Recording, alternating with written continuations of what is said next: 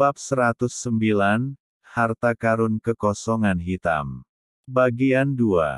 Tiba-tiba, tanaman merambat ruang waktu di lautan jiwa Nili mulai mengamuk, dan untaian kekuatan jiwa mengalir ke penghalang terus-menerus. Retakan muncul di penghalang, dan dengan suara boom, penghalang menjadi samar-samar terlihat dan menghilang. Yuyan dan yang lainnya memandang Nili dengan heran, tidak tahu apa yang terjadi. Dan Nili sendiri tidak tahu apa yang terjadi.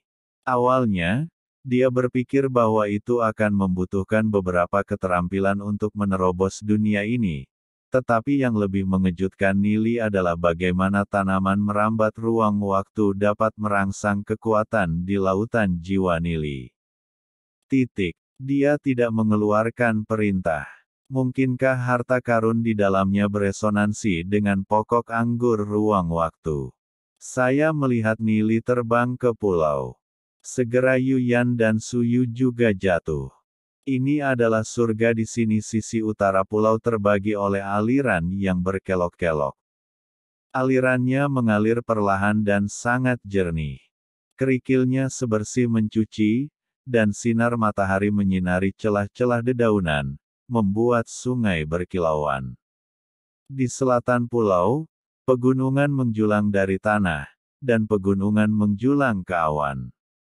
Gunung-gunung yang terus-menerus memanjang ke kejauhan sampai menyatu menjadi langit yang cerah, dan awan serta gunung-gunung sangat luas. Puncak gunung diselimuti kabut ringan, seperti gadis pemalu yang mengenakan selendang sutra putih. Nili dan yang lainnya melihat sekeliling, dan melihat sebuah istana berdiri di antara pegunungan. Ketika Nili mendorong membuka gerbang istana, aura surgawi yang megah dan kaya bergegas menuju wajahnya.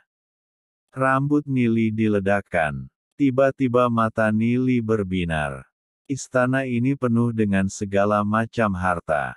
3 pohon buah Wuxiangshen, 32 rumput tulang darah, batu giok untuk menangkal kejahatan, puluhan ribu latihan dan formasi.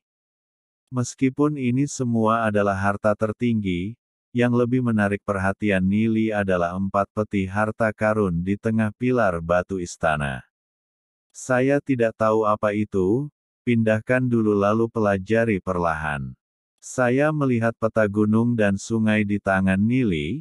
Cahaya keemasan menyala dan melihat lebih dari 300 sosok muncul dari peta gunung dan sungai. Mereka adalah anggota klan Tianyuan. Tuan, perintah apa yang Anda miliki? Suan Yu berkata dengan hormat. Sekarang kamu pindahkan semua ini ke peta sungai dan pegunungan Wanli, serta beberapa pohon dan rerumputan di sana. Suan Yu menangkupkan tinjunya dengan hormat. Ya. Orang-orang Tianyuan mulai sibuk, tidak peduli apa yang mereka mulai pindah ke peta sungai dan pegunungan Wanli. Tetapi 4 kotak di tengah pilar, Suan Yu dan orang lain mencoba berkali-kali, tetapi mereka tidak dapat memindahkannya. Nili sedikit penasaran, bahkan yang terkuat dari Wu Zong tidak bisa memindahkannya. Apa yang ada di dalamnya? Nili berjalan di depan 4 kotak. Nili hanya menyentuh kotak itu dengan ringan dan membukanya sendiri.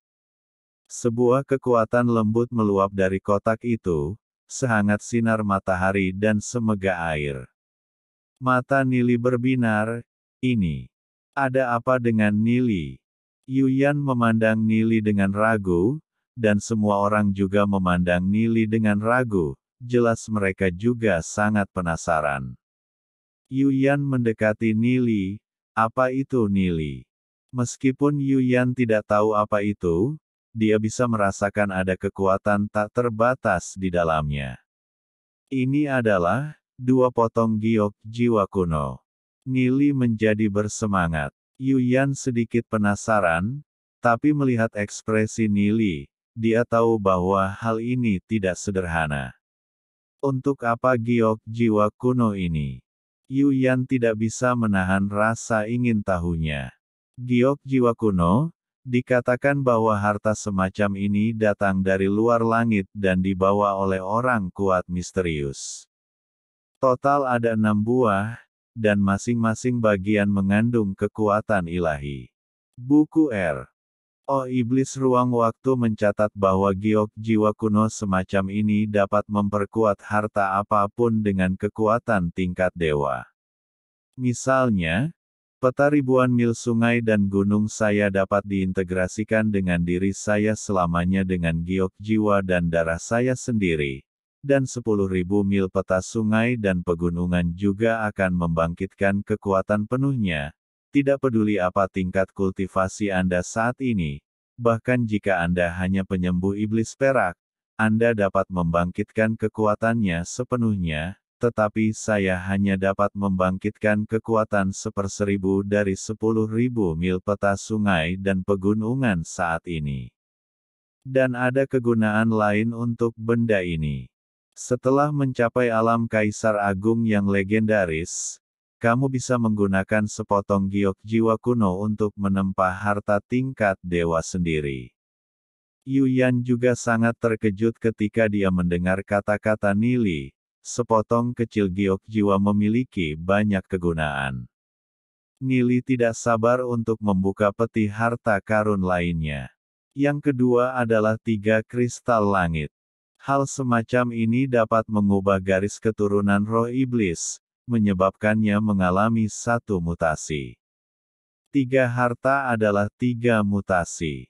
Jika ada mutasi atas dasar, bahkan roh iblis biasa dapat dibandingkan dengan roh iblis pertumbuhan tingkat dewa.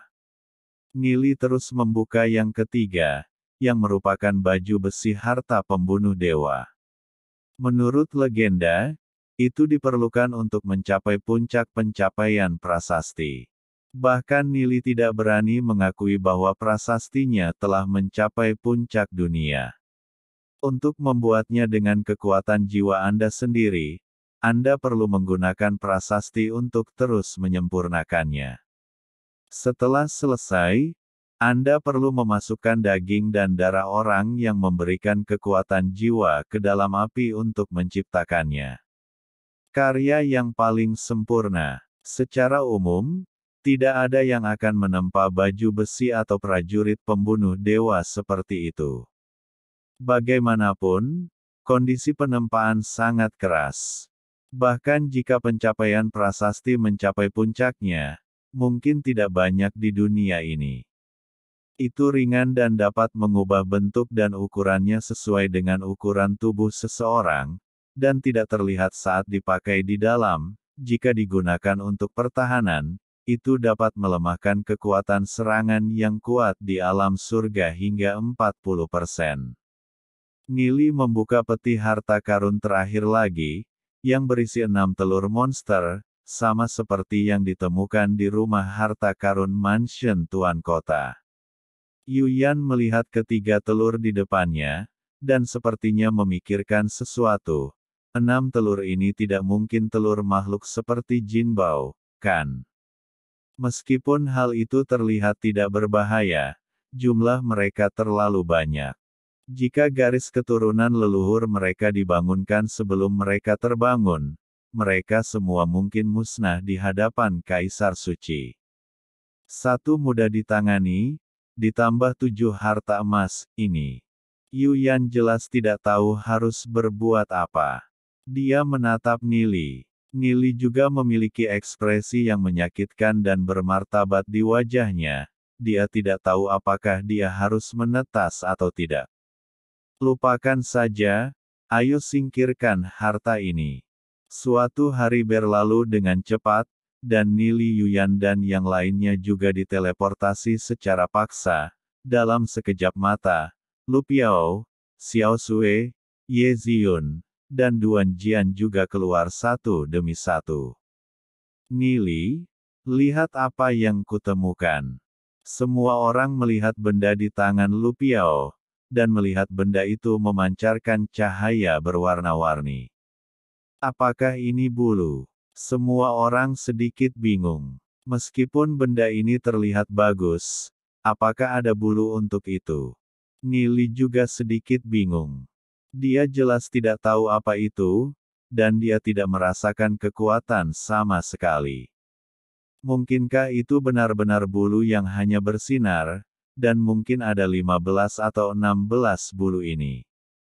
Hal-hal yang ditemukan dalam begitu banyak penghalang kuat tidak akan berguna, jelas tidak mungkin, Nili memikirkannya, mari kita pelajari nanti.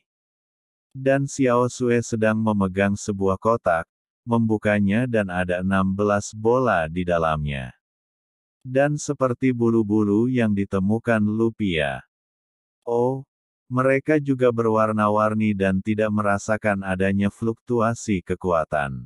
Ini, bukan hanya untuk dilihat, bukan. Apakah ada gunanya untuk satu, dan satu, Alhamdulillahi jazakumullahu khairo. Oke, cukup sekian novel kali ini. Mungkin ada kata-kata yang kurang pas, saya minta maaf yang sebesar-besarnya. Semoga yang sudah baca Allah paring kesehatan, rezeki yang barokah, dan umur yang panjang. Amin. Untuk membantu admin jangan lupa klik tombol subscribe ya.